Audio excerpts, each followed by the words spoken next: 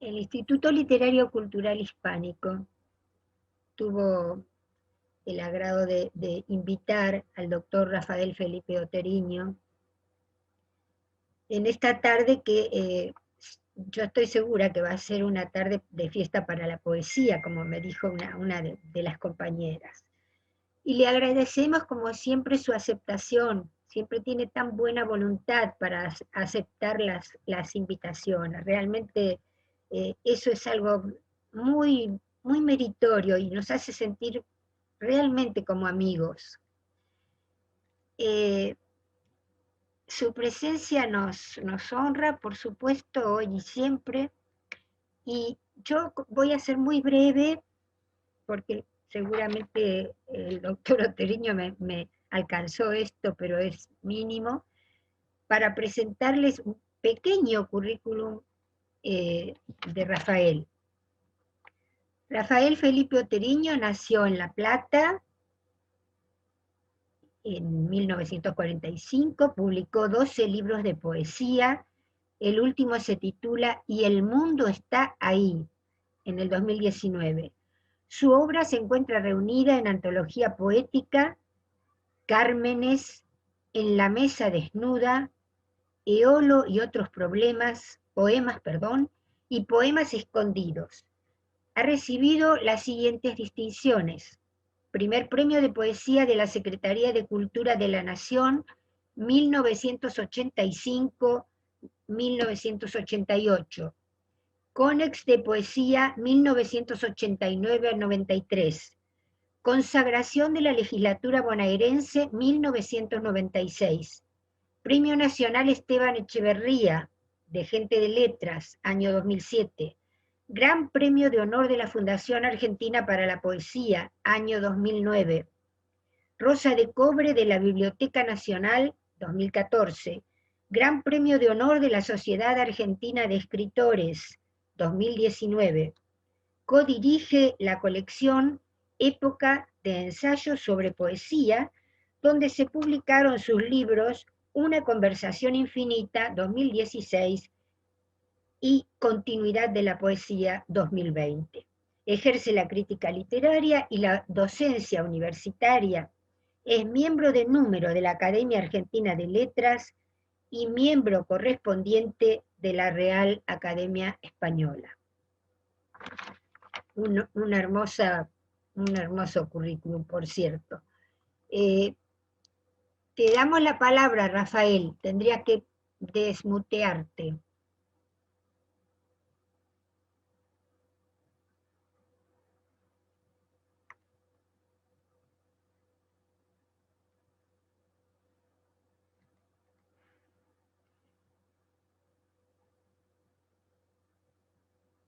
Te tienes que desmutear, Rafael. No me escucha. Ahí, ahora sí. Ahora está. Ahí. Estaba oprimiendo un botón por otro lado. Bueno, Graciela, es un gusto estar con ustedes. Esto es una charla sobre temas atinentes a la poesía. Yo normalmente reflexiono en concreto sobre la poesía.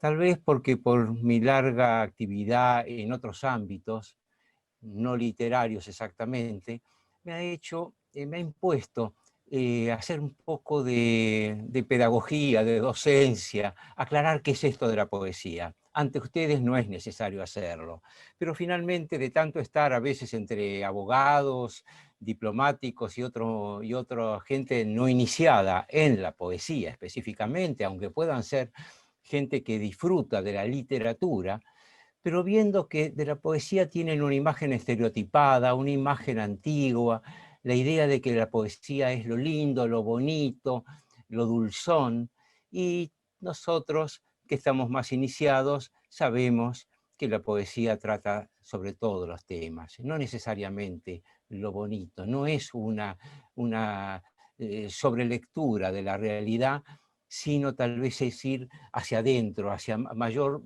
con mayor profundidad de lo real, casualmente por su carácter incognoscible, difícil y huidizo. Bueno, cuando Graciela me invita a decir unas palabras, le propuse el tema reflexiones acerca del estilo tardío.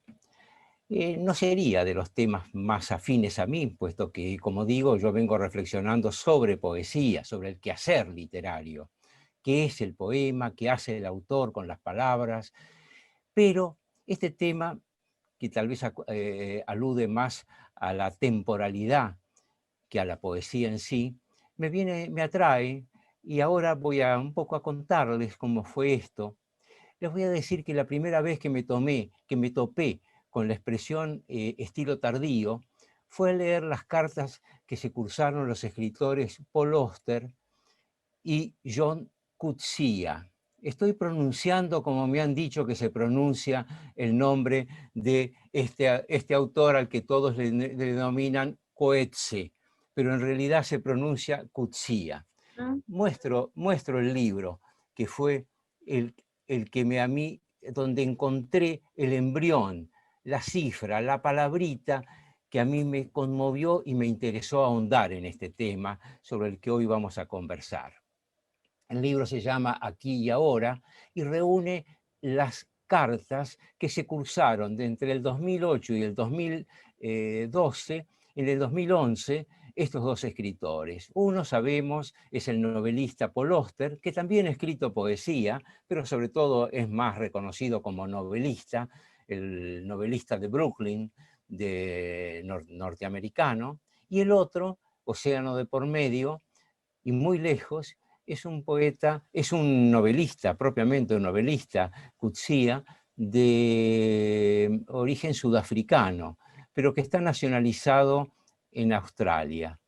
O sea que son dos continentes, los separaban, y ellos se cursaron cartas durante un periodo y muy ricas acerca de la literatura, del quehacer, lo que estaban haciendo en ese momento, lo que estaban escribiendo, las conferencias a las que los invitaban, pero ahí encontré cifradito la palabra estilo tardío. ¿Cómo fue esto? Bueno, aludiendo a las connotaciones que a veces engrosan y en otros casos desdibujan los rígidos límites denotativos de las palabras, Coetzee le comenta a Auster, textual, lo voy a leer: no es infrecuente, dice, que los escritores, a medida que envejecen, se cansen de la llamada poesía del lenguaje y busquen un estilo más desnudo, el estilo tardío. La reflexión me cautivó de inmediato, tanto por el capítulo que parecía abrir en cuanto a la génesis de la poesía, como por la propia construcción gramatical, signada por su alusión al paso del tiempo. Me ven ustedes, me conocen, y ya ven que yo también estoy acosado por el paso del tiempo. Entonces este tema lo vi que era un tema que a mí me interesaba mucho. Busqué mayor desarrollo en las siguientes cartas, pero el escritor sudafricano se limitó a apuntar una caracterización ligera, no compleja, sobre dicho estilo. Mientras que el norteamericano le contesta en una carta siguiente y le responde en términos diametralmente opuestos. O sea, le dice que en realidad esa idea de que el estilo tardío es algo ligero, del final de la vida, él dice, no, yo creo que es otra cosa. Al contrario, dice, yo creo que es un estilo más elaborado, complejo y barroco. La semilla estaba sembrada en mí y el tema me siguió persiguiendo durante varios días, hasta que una conversación azarosa me remitió al prólogo de Borges, que encabeza su libro La moneda de hierro. La moneda de hierro es un libro de 1976. Por lo tanto, es un libro cuando ya Borges tenía 77 años, 78 años. Todos se lo tienen a este. Aquí, en el prólogo escrito por Borges para anticipar esos poemas, Borges dice, bien cumplidos los 70 años, un escritor, por torpe que sea, ya sabe ciertas cosas. La primera, sus límites. Sabe lo que puede intentar y, lo cual es sin duda mucho más importante, lo que le está vedado. y a continuación agrega dos apostillas. La primera, que la estética abstracta alude en este caso a los juegos retóricos, gracejos y alardes en los que se puede caer al tiempo de escribir poesía, es por su efecto simplificador una vanidosa ilusión. Cualquiera de nosotros que hemos leído a Borges saben que si viéramos la expresión vanidosa ilusión, sabemos que es absolutamente borgiana. O un tema para las largas noches del cenáculo. La segunda apostilla que agrega Borges en ese prólogo dice: cada palabra, aunque esté cargada de siglos, inicia una página en blanco y compromete el porvenir. A renglón seguido califica dicho libro, La moneda de hierro, de miscelánea. Y con el amplio abanico que permite la reunión de lo diverso, no otro es el sentido del término, señala que en sus páginas se ha consentido algunos caprichos, como ser el de intercalar palabras oídas en un sueño, reescribir un soneto sobre Spinoza, aligerar, mudando el acento prosódico, el endecasílabo castellano. O sea que Borges confiesa, por un lado, haberse permitido eludir las ortodoxias de lo que Coetzee denomina poesía del lenguaje. O sea, esas habilidades Borges las deja de lado y se convierte ahí, a esa edad, a los 76, 77 años, un poco irrespetuoso de la tradición. Y esto va sumando notas distintivas de lo que es el estilo tardío desde mi punto de vista, o lo que yo he querido ver en el estilo tardío, porque vamos a ver que el abanico es amplio. Adhiriendo, o sea que Borges confiesa entonces haberse permitido eludir esas ortodoxias y, por otro, adhiriendo a la opinión de Paul Auster, asumir una libertad compositiva en la que se hermanan, según detalla, la germanística de Inglaterra y de Islandia, junto a los diálogos con su padre, con Macedonio Fernández, con Alfonso Reyes, con Rafael Casinos Asens. O sea, un abanico de temas que él los reúne en este libro, que La moneda de hierro, al que él le llama una miscelánea, o sea, una reunión de elementos heterogéneos. Y el libro es, en efecto, una miscelánea. Lo mismo que El Hacedor, fundamental libro de Borges. El Hacedor es de 1960 y también es una miscelánea, o sea una reunión de piezas de narrativa, con poemas, con reflexiones, y todo haciendo de toda esa suma una pieza literaria. ¿Podríamos decir que es un libro de poesía? No, porque hay también narraciones, hay pequeñas anécdotas, hay pequeños sucesos traídos por su memoria. Pero es que esto está hablando de una libertad compositiva a la que se tiene normalmente cuando uno es un escritor maduro. El Hacedor ya era también un libro, era una miscelánea, pero escrito cuando Borges todavía no prescribía estas libertades, pero ya las estaba inaugurando. Recordemos en este aspecto, y no me quiero privar de citar un elemento de este libro, otro prólogo, el prólogo del Hacedor. Porque ahí Borges se toma una licencia temporal muy rica, cuando une la figura de Leopoldo Lugones con la de su propia persona en el acto de hacer la entrega de un ejemplar del libro El Hacedor. Él inventa un suceso imposible de realizar, que es que dice que va caminando hasta la biblioteca del maestro, entra, ve a los lectores a un costado, atraviesa la puerta, se encuentra con Lugones y le entrega su libro. Bueno, se dan cuenta que esto es una libertad, porque evidentemente los tiempos no coincidían, no era posible esto. Y el propio Borges lo dice, que se trata de una escena imposible, porque esto ocurre en 1960, dice Borges, y usted, Lugones, se mató a principios del 38. Esto es, ahora reflexiono yo, una feliz conjunción del pasado y el presente, o mejor dicho, la suspensión lisa y llana del tiempo y su ordenación como otra dimensión del espacio. Vamos con esto, apuntando notas acerca de este tema que nos convoca, que es el del estilo tardío, un singular estilo. Puesto a profundizar sobre el tema, comprendí que mi interés se centraba no en la vertiente de aquellos autores que se perpetúan en los motivos, estilo y tono de sus años juveniles, como si los temas fueran siempre los mismos, las articulaciones verbales hubieran sido definidas de una vez para siempre, y el escritor contemporáneo, y al escritor contemporáneo no le quedara otra posibilidad que la de hacer variaciones sobre lo ya consagrado. No, mi interés era otro. Esos escritores, los que creen que realmente cuando se llegó a la madurez no queda más remedio que repetir lo que en algún momento le dio algo de gloria, esos escritores parecen desconocer que el lenguaje es un cuerpo vivo, en constante creación, y que lo expresado bajo una modalidad discursiva en un tiempo pasado puede ponerse de relieve a poco que se alteran los léxicos y las historias, no repitiendo más de lo mismo, sino señalando lo otro que anida en los entresijos de lo mismo. O sea, lo callado, lo soslayado, lo omitido. Esos son el tema de la poesía de todos los tiempos.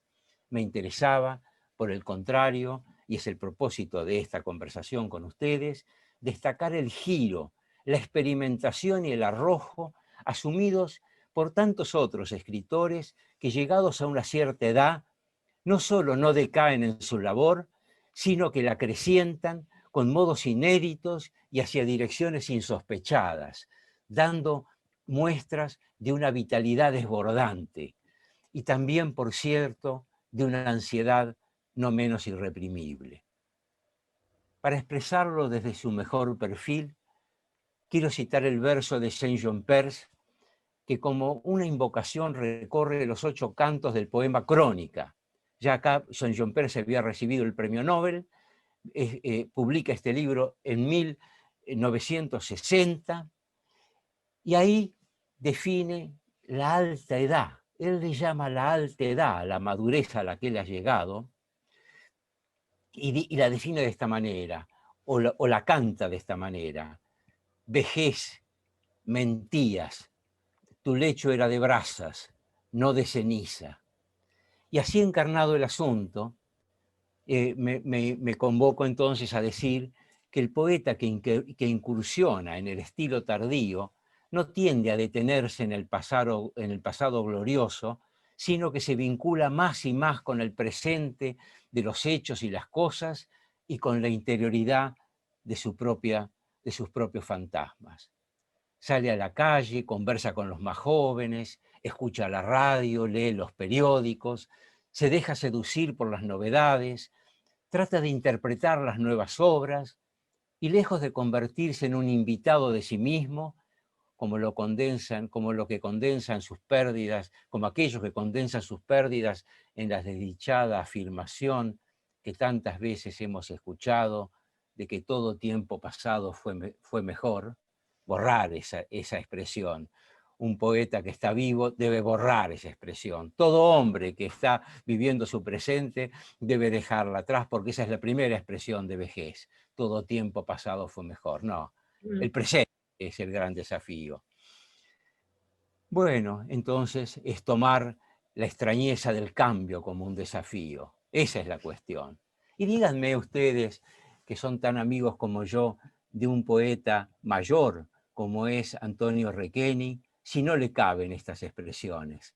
Antonio está lleno de vida, con sus 90 años, escribiendo, leyendo, vinculándose con el presente. La salud, por suerte, lo ha acompañado. Y para mí, creí, la verdad, que le tendría que haber avisado que iba a mencionarlo, pero para mí, cuando iba escribiendo estas páginas, cuando las estoy reflexionando, a mí se me hacía presente en todo momento. La vitalidad de un hombre que en su mayoría de edad comprende que su gran desafío es el presente, y no decir que acá el pasado fue lo que mejor teníamos.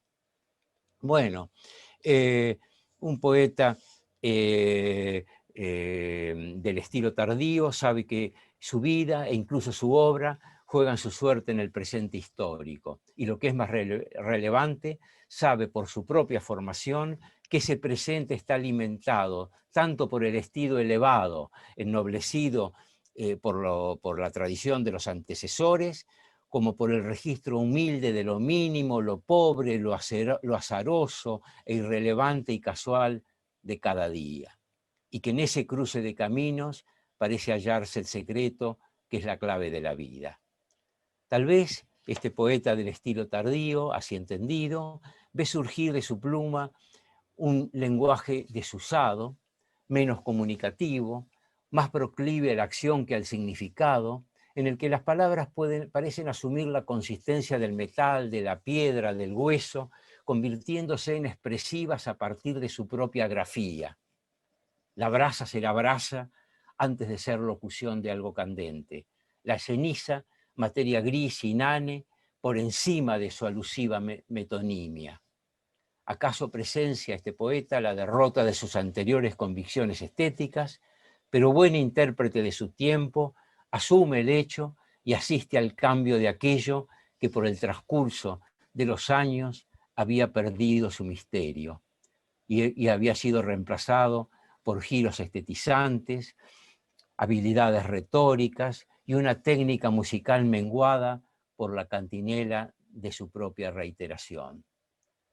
Llega el día, recalco, en el que el poeta recupera el encanto, pierde la desilusión, retoma la tensión de sus años vitales y, como formando círculos en el agua, se abre milagrosamente a una visión más desnuda de la vida. De esta vertiente hablo cuando me refiero al estilo tardío. Es decir, que la expresión estilo tardío fue enunciada con referencia a la música, y no por un poeta, sino por un filósofo. Theodor Adorno se valió de ella para reflexionar sobre el tercer periodo de Beethoven, etapa en la que no es irrelevante señalar que el músico había quedado sordo, apartado por lo tanto de su propia tradición, pese a lo cual consiguió componiendo de un modo, diríamos, abstracto y menos contingente.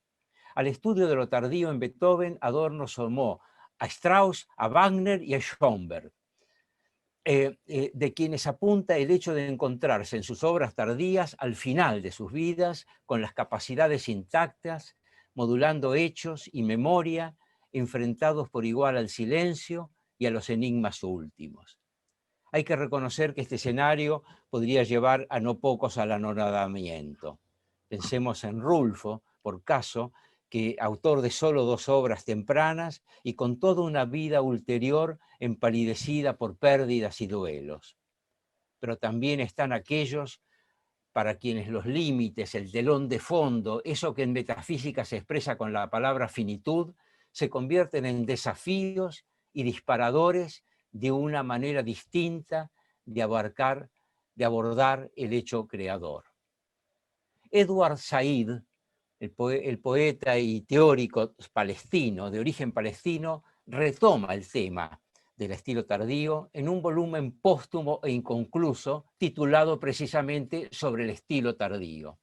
En este libro, Said le imprime la idea a nuevos desarrollos e incorpora a varios otros artífices que lo habrían practicado. Jean Genet, Luchino Visconti, en la adaptación cinematográfica del Gattopardo, al propio Giuseppe Tomasi de Lampedusa, autor de la novela homónima publicada en 1958, la que a su juicio es tardía como no ha habido otra en la literatura, por el exuberante retrato de la desaparición de un viejo orden y su reemplazo por otro. Y también agrega, y acá llegamos a nuestro ámbito, a la poesía del poeta griego alejandrino, el griego alejandrino de Alejandría, Constantinos Kavafis, y a su contraposición de la efervescencia de la juventud con el inventario de la vida observada desde la madurez en el escenario del mundo helénico. Baste recordar de Kavafis los poemas El dios abandona a Antonio, en el que dice: y despídate de ella, la Alejandría que dejas. o sea, la idea de la despedida, de algo que termina. En el poema La ciudad, ustedes recuerdan que cito apenas líneas, al arruinar tu vida aquí, en este pequeño rincón, la has arruinado en todos los rincones de la vida. Y el poema Ítaca. Ítaca te regaló un hermoso viaje. Habla naturalmente del regreso de Ulises, que va tocando distintos puertos. Y él dice que todos debemos hacer ese camino, ir por distintos puertos, beber, comprender, emparentarnos con lo que allí ocurre, y finalmente después regresar tardíamente a Ítaca. Y dice, Ítaca te regaló un hermoso viaje. Sin ella no hubieras salido al camino, pero ya ninguna otra cosa puede darte. Si la encuentras pobre, no te habrá engañado. Tan sabio como has llegado a ser, habrás comprendido lo que significan las Ítacas. Bueno, también alude Said a cierta expresividad irónica en aspectos muy puntuales de Mozart. Edward Said agrega como obra del estilo tardío una novela que ustedes han leído, una pequeña novela, y si no leyeron la novela, han visto la película de hace años, ¿te recuerdan?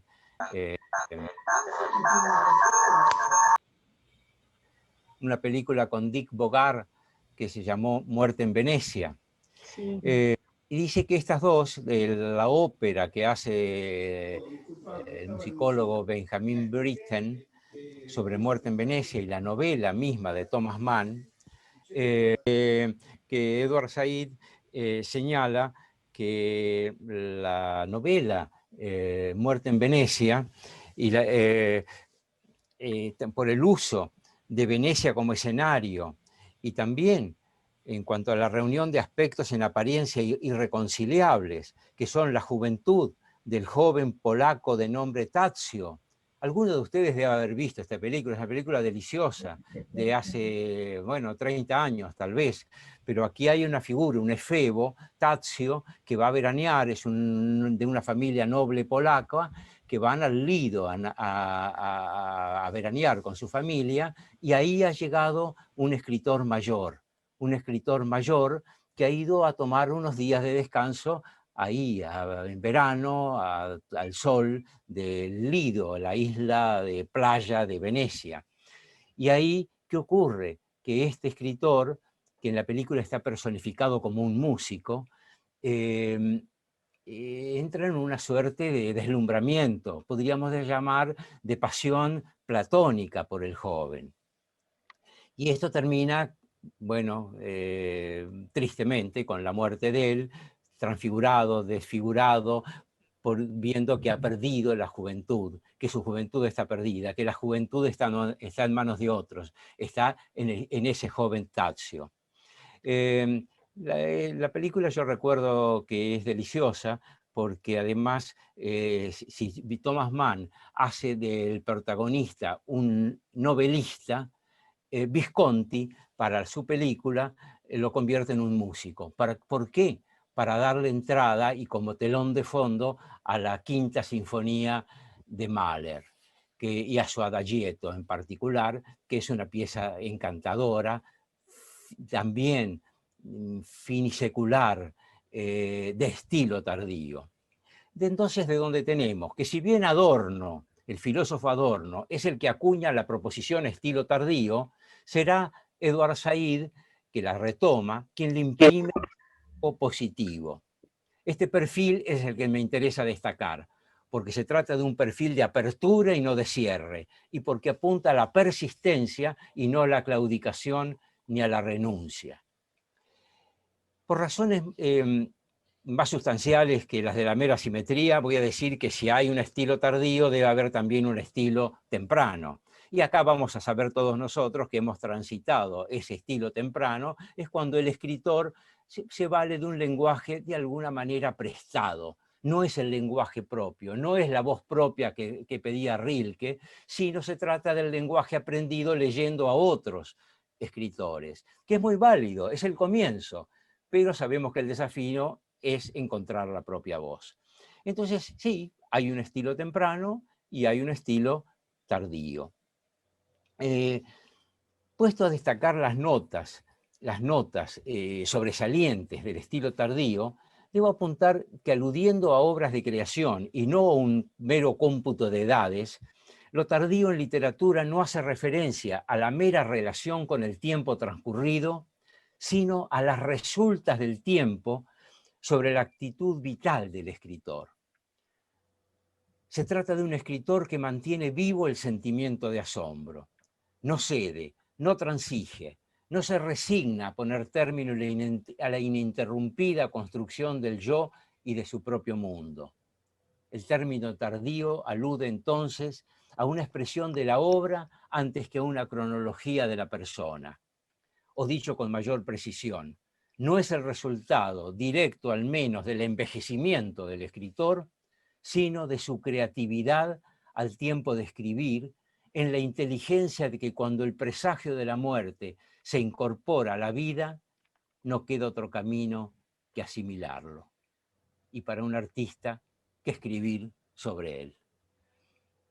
Adorno es quien da la visión más amarga del estilo tardío, en consonancia sin duda con su condición de exiliado por los agobios del régimen nazi. Sabemos que Adorno se exilió cuando promediaba la Segunda Guerra Mundial de Alemania, se fue y de Frankfurt particularmente, él es una de las cabezas de la escuela de Frankfurt, él se va a Estados Unidos y lo insta a Benjamin a que tome el barco y que se salve. Y Benjamin le dice una frase impresionante, le dice, no, me quedo un poco más. Ya Benjamin había pasado de Alemania a Francia y de Francia empezaba a huir hacia España para ver si podía pasar la frontera y le dice, no, me demoro un poco porque todavía hay algunas posiciones que defender aquí en Europa y no las puede defender. Cuando va a pasar de Francia a España, ahí en los Pirineos, en Portbou, lo detienen, les piden documentos, tal vez no le hubiera costado la vida, pero Benjamin se pega un tiro, porque no puede ya soportar más esa persecución que tuvieron los judíos durante el régimen nazi. Bueno, esta visión tremenda que da Adorno, que creo que se puede explicar a partir de estas vicisitudes vividas en carne propia. El término tardío alude entonces a una expresión de la obra antes que a una cronología de la persona. No se refiere entonces, no es resultado del envejecimiento del escritor, sino de su creatividad al tiempo de escribir, en la inteligencia de que cuando el presagio de la muerte se incorpora a la vida, hay que asimilarlo. Adorno apunta a las siguientes notas.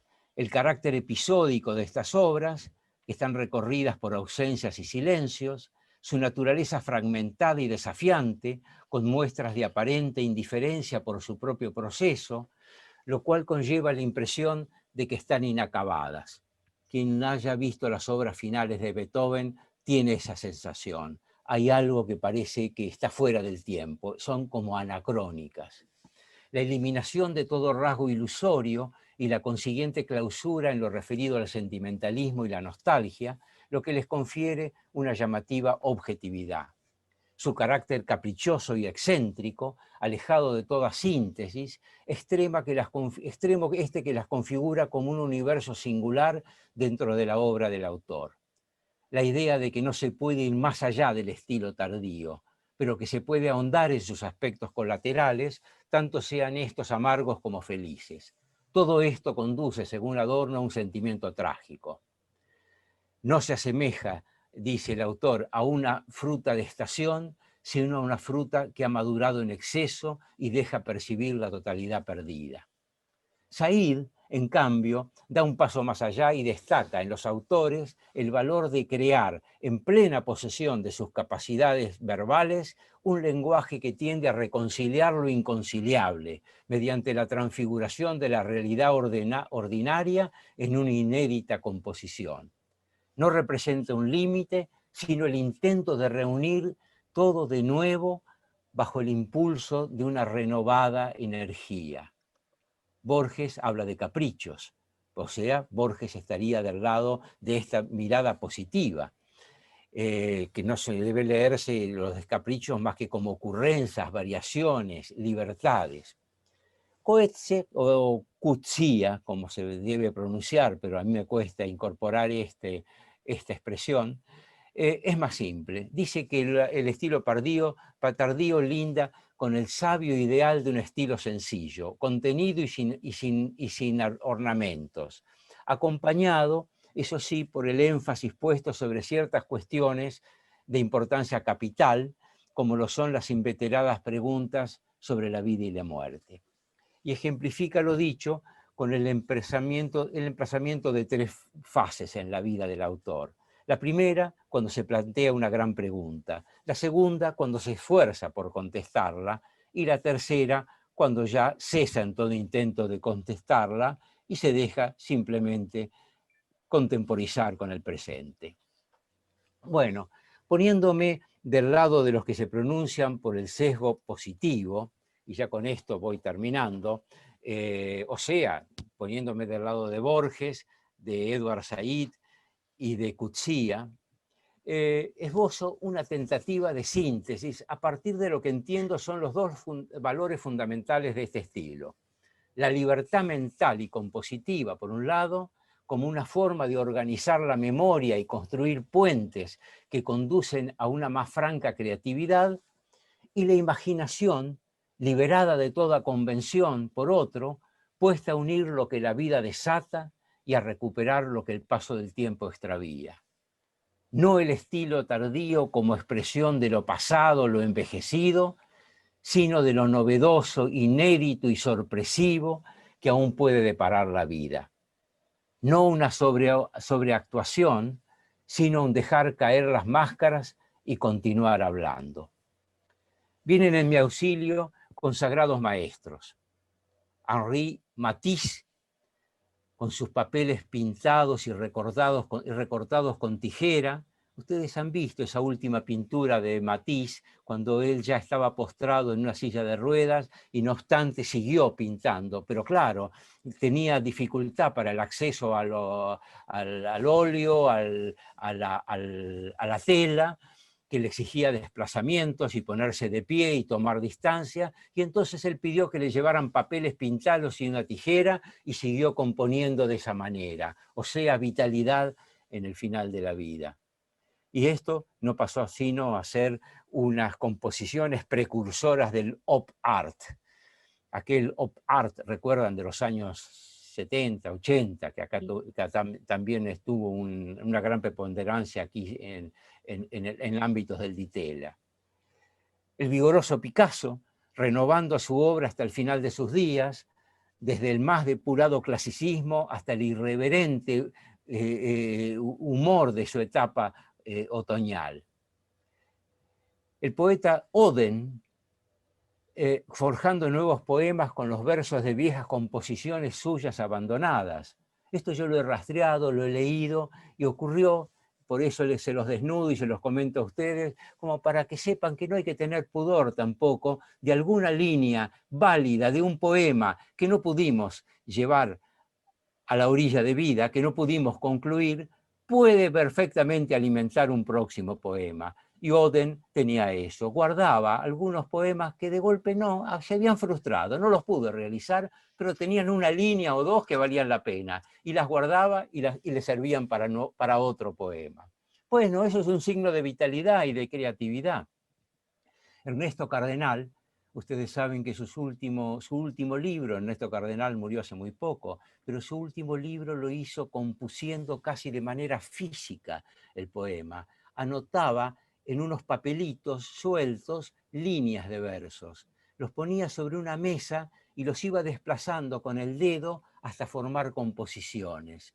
Composiciones que tal vez perdían una lógica, que tal vez no tenían un sentido convencional, pero sin embargo, he aquí el misterio de la poesía, tenían alguna impronta creativa, estaban diciéndonos algo a nosotros los lectores. Y para terminar, acuden también a mí como resguardo y como cobijo espiritual un filósofo y de nuevo el poeta Saint-Exupéry que cité al comienzo. El filósofo es Agamben, el filósofo italiano, actual, vigente, es un hombre que creo que tiene mi edad más o menos, así que ustedes lo ven, pero llegó a ser discípulo de Heidegger, o sea, viene desde una larga tradición filosófica, pero Agamben llega a decir, tomo una cita de él que en alguno de sus textos, dice que no se trata de poseer todavía lo que se ha perdido, sino la posibilidad de desprenderse serenamente de ello. No se trata tanto de encontrar el paraíso perdido, sino de notar que nunca nos hemos alejado del paraíso. Es bueno esto, ¿no les parece? Para los que tenemos alguna edad, sentir que aún estamos en el paraíso y no que el paraíso fue solamente cuando teníamos 17 años. El poeta, Saint-Exupéry, en ese mismo poema de su libro póstumo, Crónica, dice: el camino está hecho y no está de ninguna manera hecho. La cosa está dicha y no está de ningún modo dicha. Regresamos cargados de noche, sabiendo del nacer y el morir, más de lo que enseña el sueño del hombre. ¿Qué es esto entonces del estilo tardío? Según mi óptica, la que les propongo, con las que he venido a compartir con ustedes, una recapitulación en la que hay memoria, instinto, supervivencia, fervor y continuidad de la tarea, ya sea para intentar un nuevo recomenzar, ya para despedirse de esa tarea en brazos de una templada lucha interior. En cualquiera de los dos casos, revalidando la escritura como arte y como modo de vida. Para terminar, dedico estas reflexiones, las he dedicado hace un momento atrás a Antonio Requeni, y voy a agregar a dos más, a dos escritores que continuaron escribiendo y probando nuevas formas verbales hasta el fin de sus días. Dos poetas que fueron mis amigos y a quienes tanto quise, y que ustedes conocieron. Rodolfo Modern y Joaquín Januzzi. Ambos fueron en su etapa final poetas del estilo tardío. Los dos sintieron que sus vidas y su obra estaban embriagadas con la misma intensidad de vivo entusiasmo y de incurable asombro. Nada más. Muchas gracias. Qué placer escucharte, Rafael.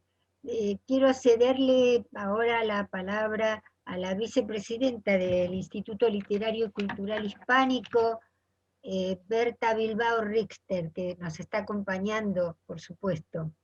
Berta. Gracias, Graciela. Bueno, lamento tener que interrumpir esta conversación infinita que nos ha brindado Rafael Felipe Oteriño, y que responde a los mismos intereses que generó en mí especialmente su libro así denominado Una conversación infinita. Como yo estoy en el estilo tardío de la docencia, inventé 2 diplomaturas para la SADE, que ahora tienen un convenio con la Universidad Nacional de Córdoba, así que nosotros damos poesía también.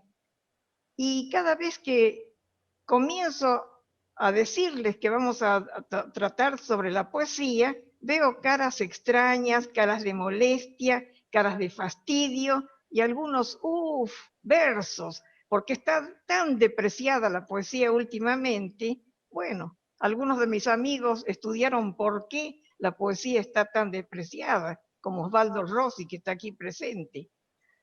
¿Por qué la poesía está tan depreciada hoy en día? Entonces, entran en mi memoria algunos conceptos de los formalistas rusos que dicen que es necesario desfamiliarizar el lenguaje, es necesario sorprender para impactar. ¿Y qué hago yo para poder impactar? Quiero recordar cómo empezaste, cómo empezó tu libro, que dice: poesía no es croar de ranas en un estanque vacío en una noche de invierno. Por supuesto, todos los alumnos ponen mucha atención porque ese choque con un lenguaje difícil que comenzará la clase, luego dará un pie para, a partir de lo que no es poesía, continuar con lo que debe ser poesía. Y ahí, bueno, hago un homenaje a tu libro, que quiero hacerlo público, que todos los poetas deberían leer y releer ese libro, Una conversación infinita, que se los recomiendo con todo el alma, diría, para que nosotros tengamos la posibilidad de reivindicar la poesía como un género importante en este momento de tantos tropiezos y tantos inconvenientes. Como dije yo en el libro que dediqué a Osvaldo, la solidez poética en esta modernidad líquida. Bueno, agradezco, porque tengo que agradecerte como vicepresidenta del Instituto Literario y Cultural Hispánico, esta brillante exposición, y te voy a hacer un pedido, que nos mandes la exposición para poder publicar en Alba de América, porque realmente merece ser conocida por todos y no solamente por el limitado círculo argentino de todos los poetas. Por otra parte, quiero agradecerle a Graciela Bucci la brillante idea de homenajear a la doctora Juana Alcira Arancibia por medio de la poesía, porque a mi juicio la doctora Juana Alcira Arancibia realmente fue una poeta nata a través de su poemario Porque es de piedra el corazón de todos, en el que habla de su tierra jujeña, de sus paisajes, de su chañi, de su infancia, de su vida familiar, de su hijo Gabriel, y también de sus duendes, que me los dejó como legado en su última conversación telefónica. De manera que en todas mis clases de poesía cito mis duendes, porque con los tiempos verbales que aparecen en el texto está dando la pauta del momento de la escritura, del pasado de añoranza y también de un presente que se va alejando. Así que muchas gracias, Graciela, porque Juana Arancibia hizo en su vida, que fue biografiada por Marta de París, y lleva como título Una realización de una utopía, realmente realizó una utopía.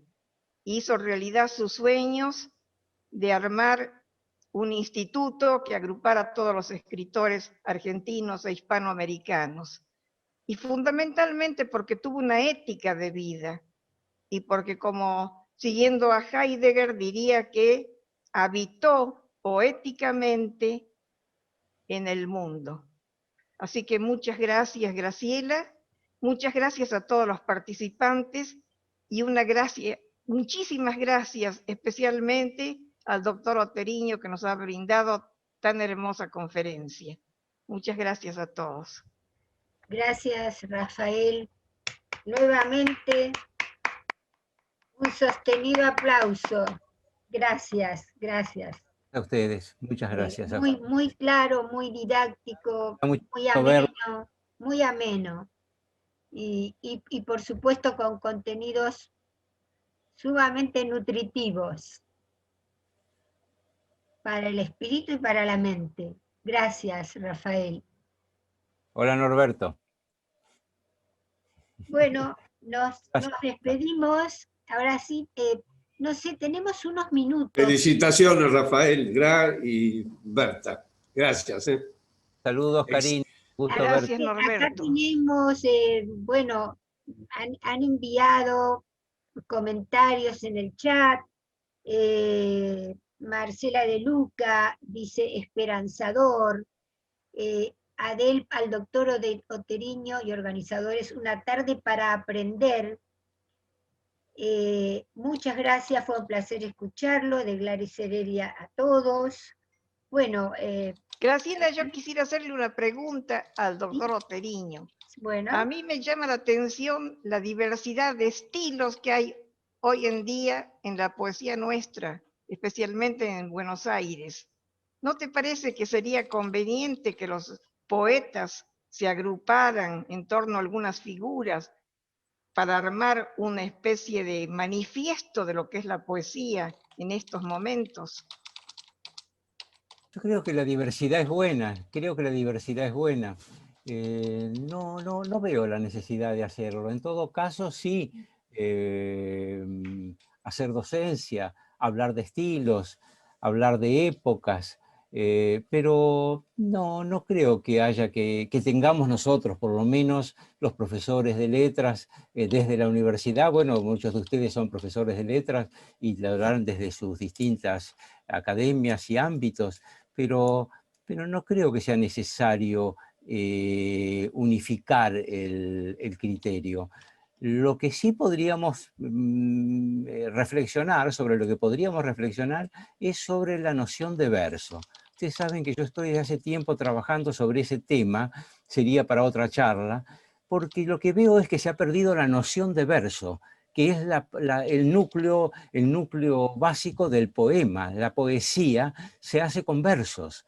Y hoy por hoy muchos hacen pasar pequeñas narraciones, una serie de anécdotas como si fueran versos, quebrando la línea, haciendo un mero interlineado, y, digamos, quebrando la oración, quebrando la frase, y eso no es un verso. Un verso es una unidad semántica, formal y musical. Y esa me parece que sería un tema interesante para debatir, la idea de verso.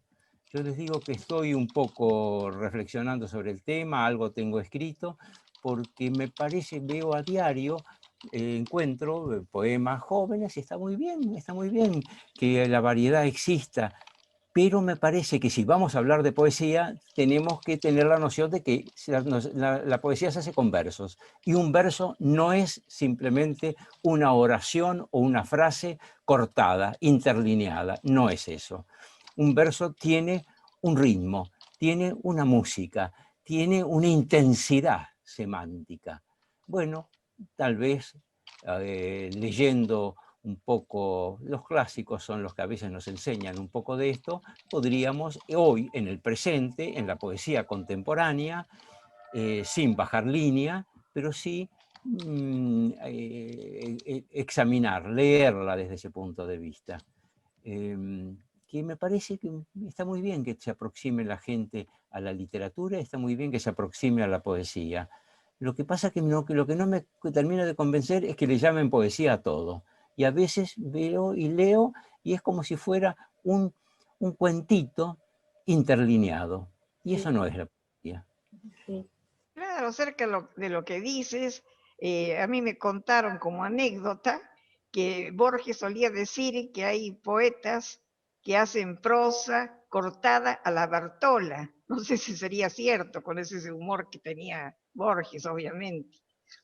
Pero es así. Además, no hay por qué, no hay necesidad de decir que es poesía si es prosa poética. Si es prosa poética puede ser muy buena.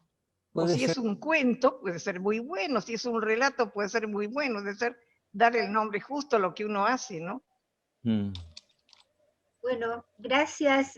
Antes de que se nos vuelva a cortar este Zoom, que es terrible, es como tener la espada de Damocles permanentemente en nosotros.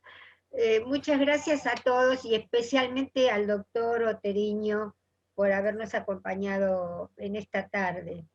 Gracias. Graciela, yo les agradezco y también les pido que me saquen el doctor, porque ese doctor, saben que no viene de letras, no viene de letras, sino que viene del doctor que fue juez y que fue abogado.